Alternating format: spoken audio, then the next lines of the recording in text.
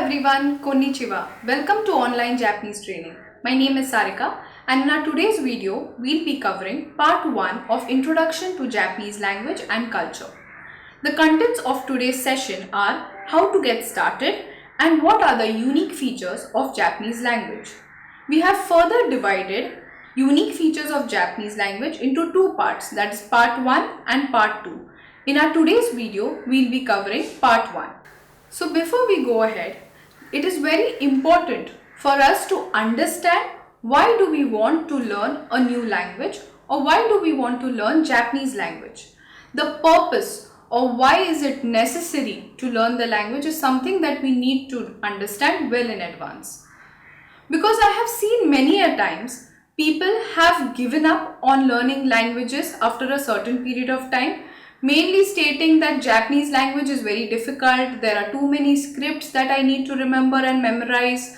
Also, it takes a longer period of time as compared to other languages such as Spanish, German, etc. So before we begin today's session, let us have a general view on what is language. Language is a medium of communication. It helps us connect with people. When you speak to someone or when you communicate with someone, you use a particular language to do that. Of course, there are different other methods also to communicate, like through body language, through facial expressions, through emotions. But every language or every communication has four basic components, which is listening, speaking, reading, and writing. In that, if we have to generally divide them into two major components, it would be spoken language and written language. In spoken and written communication, again there are further two aspects, that is input and output. So in the spoken communication, listening acts as the input and speaking acts as the output.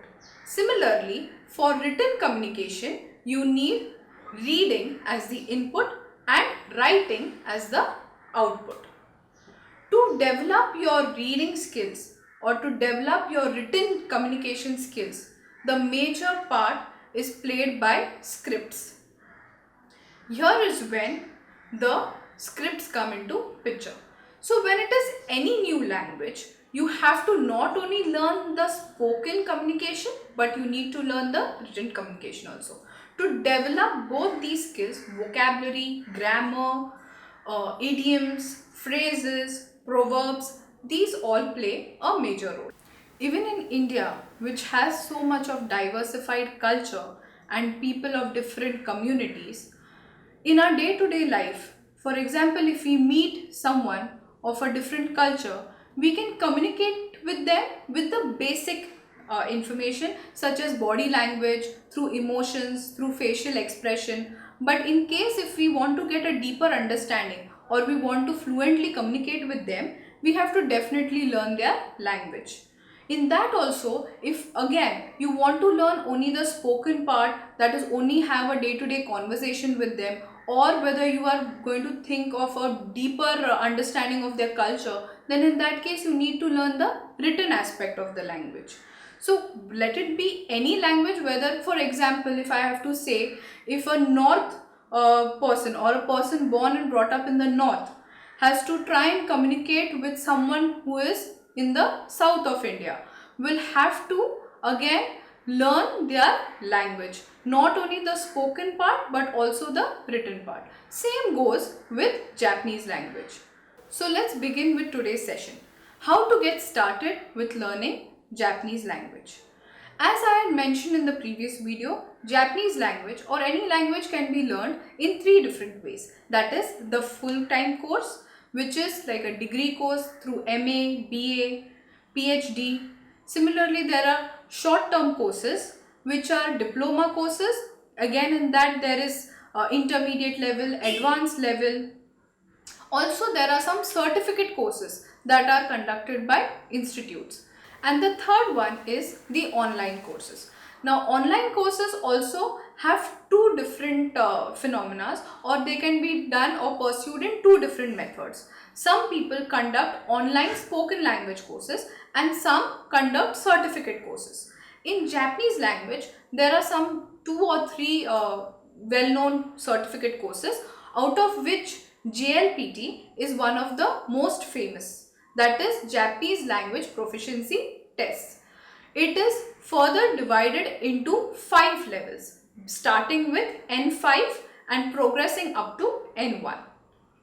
The detailed information on these courses or the levels involved in Japanese Language Proficiency Test, what are the preparation needed at every level, what kind of grammar or reading, or what are the paper pattern involved in every levels, everything, all this information you can find on my Instagram page. So now let's get started with learning Japanese. To learn Japanese language, you have to follow the same method that you would follow to build any communication skill for any language. That is by starting your first word. You learn your first word and thereby continue learning more words and build your vocabulary gradually.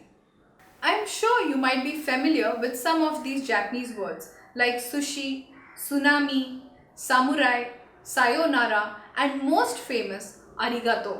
Some of the words of English are also found its way into Japanese language like ice cream, bata, orange, basu. So these are some of the words that have originated from English language. You will be surprised to know that 10% of Japanese words have come from English. So if you look at it the other way around, you already probably know 10% of Japanese words. Now let us move to the next part, that is uniqueness of Japanese language. In this we will be covering 3 points, that is what are the scripts of Japanese language, what is the unique sounds that are used in Japanese language, and the basic timings of pronunciation. In introduction to Japanese scripts are comprised of 3 parts, that is hiragana, katakana and kanji. One of the interesting facts about Japanese script is that till the 4th century AD, Japan did not have any scripts. So then you might be wondering that how did the people in Japan communicate with each other? So it was mainly with sign language, some body language or facial expressions is how they used to communicate. But as and when the time progressed, there were people from other parts of the world that entered Japan for trade purpose, for education. So kanji, which is a Chinese pictogram or ideogram, is what found its way into Japanese script. Thereby, later the Japanese people developed the hiragana and katakana. So hiragana is used to write words of Japanese origin and katakana is used to write words of English origin or other language origin. So the 10% which we had seen earlier is going to be written in katakana. So if you can see, the sentence that I have written down is Watashi wa John desu. Watashi wa, the one character that is highlighted in green, is the kanji character. The letters highlighted or the syllables highlighted in red are hiragana characters. And the one highlighted in purple, the word John, is katakana character. So as you can see, Watashi, which looks like a picture, is called kanji. Wa and des are words of Japanese origin, hence written in hiragana. And John, which is of course an English name, is what is written in katakana. The script in Japanese is called kana. Hiragana and katakana are phonetic symbols. Each set has 46 symbols. That is, it comprises of 5 vowels, that is a, I, U, E, O, and 14 consonants plus 5 vowels, that is ka, ki, ku, ke, ko, and so on and so forth. And also a single consonant with the sound n. So that is how each set has 46 symbols. The second set of kana symbol consists of 25 syllables each, and they are created by adding a sign or a symbol of a double apostrophe or a round circle to some of the syllables of the first set. The kana or the scripts we will do in detail in our next lecture. So now let us have a look at some of the unique sounds of Japanese language. Although Japanese language, most of the syllables are pronounced the way they are written, but certain characters have a unique sound associated with it. For example, the word arigato. In arigato, the letter R is pronounced somewhere between R and L.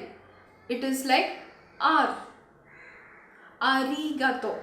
So it is not similar to the letter R in English where our tongue twists completely, but our tongue has to be situated on the upper part of the gum and the air should flow from the side of your tongue. So it will be arigato, arigato. Then moving to the next part, that is the basics of timings in pronunciation. Japanese is a Mora timed language. In this, every character or syllable in Japanese occupies the same length of time as compared to English, which is a stress timed language. In this, some of the letters in the word are more stressed upon.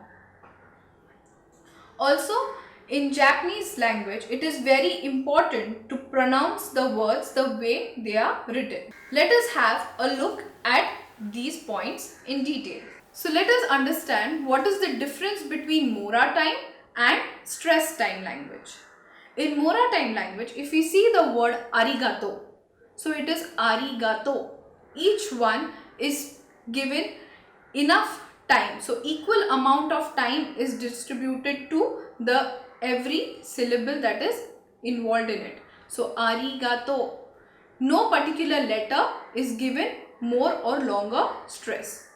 As compared to the word thermometer. As compared to the word thermometer in English. One of the easy parts of Japanese language is you speak what you write. Let us compare one word that can be read, how it will be read in English and how it is read in Japanese. So let us have a look at that word.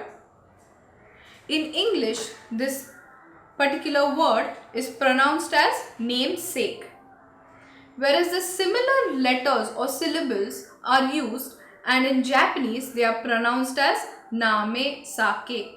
So this is how it is different from English. Let us have a look at why is it important to pronounce the words correctly in Japanese. The first word, that is oba-san, which means grandmother. If you notice in that, there is an extra A in between after the letter ba. And the other word is oba-san. In that, the letter A is missing, which means it is oba-san is the word for auntie. So it is very important to pronounce the words correctly. Oba-san means grandmother. Oba-san is auntie. So that's all for today's session. We'll have a quick recap. So today we've seen how to start learning Japanese by starting from your first word. What are the unique features of Japanese language, such as the basic timing of pronunciations, and what are the unique sounds in Japanese language. So if you've liked today's video, don't forget to like, share and subscribe, and stay tuned in for more videos. You can also write to me on the email address given below, or you can follow me on the Instagram handle as well. Thank you. Arigato.